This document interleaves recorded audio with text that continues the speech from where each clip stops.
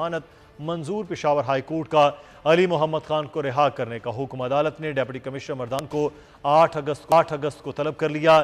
ایک D C کو عبرت کا نشان بنائیں گے تو کوئی غیر قانونی کام نہیں ہوگا۔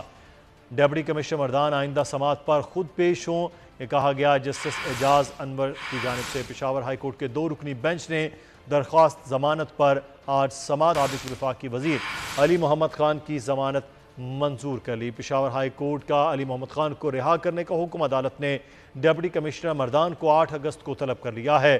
ایک ڈی سی کو عبرت کا نشان بنائیں گے تو کوئی غیر قانونی کام نہیں ہوگا، یہ عدالت نے کہا۔ ڈپٹی کمشنر مردان آئندہ سماعت پر خود پیش ہوں، جسٹس اعجاز انور کی جانب سے کہا گیا۔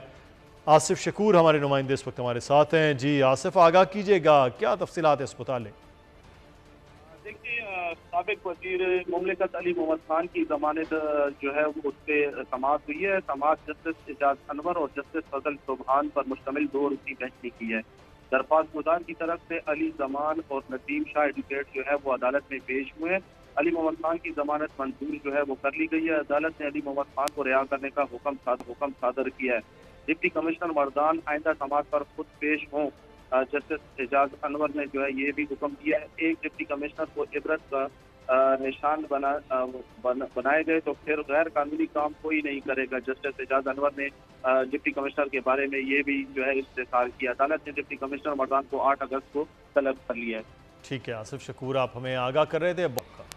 اور اب بات کریں گے لاہور کی، جہاں پر چند گھنٹوں کی بارشوں کے بعد نشیبی علاقوں میں پانی جمع ہو گیا۔ واسطہ کے نکاسی آب کے انتظامات کے دعوے بھی دھرے کے